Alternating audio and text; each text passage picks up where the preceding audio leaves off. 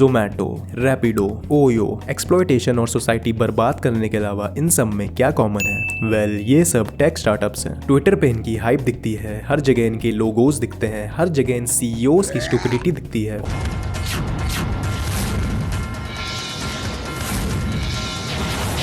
और फिर तुम्हें लगता है जब ये कर सकते हैं तो फिर मैं क्यों नहीं, शायद मुझे भी एक कंपनी शुरू कर लेनी चाहिए। और आजकल जॉब मार्केट का हाल देखे तो स्टार्टअप कुछ ना करने से तो बेटर ही है। बट आज मैं तुम्हें बताऊंगा brutal truth of tech startups in India. हर अच्छा स्टार्टअप एक कॉन आर्टिस्ट से स्टार्ट होता है जिसे हम सीईओ कहते हैं, लेकिन टेक में इसे फाउंडर बोलते हैं। तो पहला स्टेप होता है कि फाउंडर जैसा सोचना शुरू करो। अपने दिमाग में एक चीज क्लियर रखो कि तुम अनएम्प्लॉयड नहीं हो, तुम एक सीईओ हो। सारे टेक फाउंडर्स में एक चीज कॉमन है कि इनमें ईगो इतना बड़ा जैसे तुम्हें सब आता हो। कोडिंग वगैरह कोडिंग कौन करता है यार, तुम्हारा काम अब यूजफुल बनना नहीं, तुम्हारा काम अपनी सारी ताकत ट्विटर पे लोगों को इन्फ्लुएंस करने में लगाना है। और अगर गलती से भी कोई पूछ ले कि तुम्हारी कंपनी क्या करती है तो सीधा कह दो, sorry sir, we can't disclose right now, we are in stealth mode. सब दोगलापन है, मैं तेरा दोगलापन उतारता हूँ। पहले के जमाने में सीईओ बनने के लिए एक्सपीरियंस चाहिए होता था, आईआईटी या आईएम से डिग्री चाहिए होती थी। बट आज तुम्हें बस लिंक्डइन पे कोड डालना है, खुद को 0 to 1 थिंकर बोलना है और वाई कॉम्बिनेटर के कुछ वीडियोस देखने हैं और बस हो गया काम। अब इससे पहले कि तुम .ai डोमेन खरीदो और खुद का जीपीटी रैपर बनाओ, तुम्हें एक विक्टिम मार्केट चाहिए। मार्केट के बेसिकली दो बड़े टाइप्स हैं, जिसमें पहला आता है B2C, जिसे कहते हैं बिजनेस टू कंज्यूमर। इमेजिन करो तुम 1 करोड़ लोगों की जेब से स्कैम करके या कोई प्रॉपर गुड्स और सर्विस देके 1 रुपए निकाल लेते हो और ऐसे तुम्हारे पास 1 करोड़ रुपए आ जाएंगे। दूसरा टाइप है B2B, जिसका मतलब है बिजनेस टू बिजनेस। इसमें तुम पूरी की पूरी कंपनी के साथ ही स्कैम कर सकते हो। कंपनीज अपने पैसे नहीं बल्कि पूरे बजट से तुम पे पैसा खर्च करेंगी। तो अगर तुम 40,000 पर ईयर चार्ज करो अपने AI to text voice startup के लिए, बस उसका नाम कुछ फैंसी रख देना, like next gen conversational abstraction framework, और बूम, मिल गया क्लाइंट। और स्टार्टअप का रूल नंबर 1 हमेशा याद रखना कि स्टार्टअप्स पैसे नहीं बनाते हैं। स्टार्टअप्स पैसे नहीं बनाते हैं। अगर तुम्हारी कंपनी प्रॉफिटेबल है तो वो स्टार्टअप नहीं, वो एक बिजनेस है। और बिजनेस में क्या मिलेगा? एक नॉर्मल जिंदगी, फैमिली के लिए पैसा। लेकिन तुम तो supreme leader of the free world बनना चाहते हो, फाउंडर, सीईओ,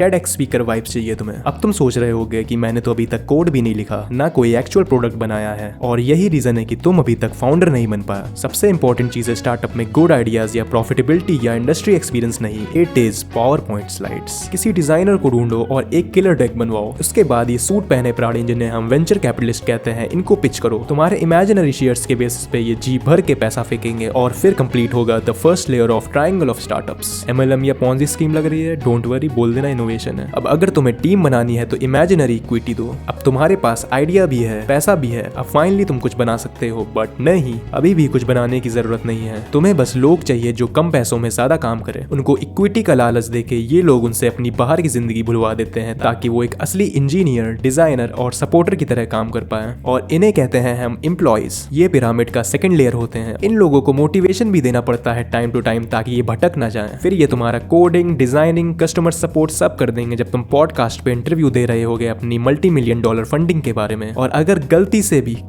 भी तुम्हारा रेवेन्यू और प्रॉफिट नहीं हो रहा है तो CAC, LTV, डाओ वाओ जैसे टेक्निकल टर्म्स यूज करने लगो ताकि लोग कंफ्यूज्ड हो जाएं। और अगर एट लास्ट फाइनली अगर VC से पैसा मिलना बंद हो जाए तो कंपनी बंद करके लिंक्डइन में रोना शुरू कर दो, due to market conditions sir, we are shutting down, taking time for personal growth. ऐसे ही और वीडियोस के लिए लाइक करो, सब्सक्राइब करो। मिलते हैं अगली वीडियो में।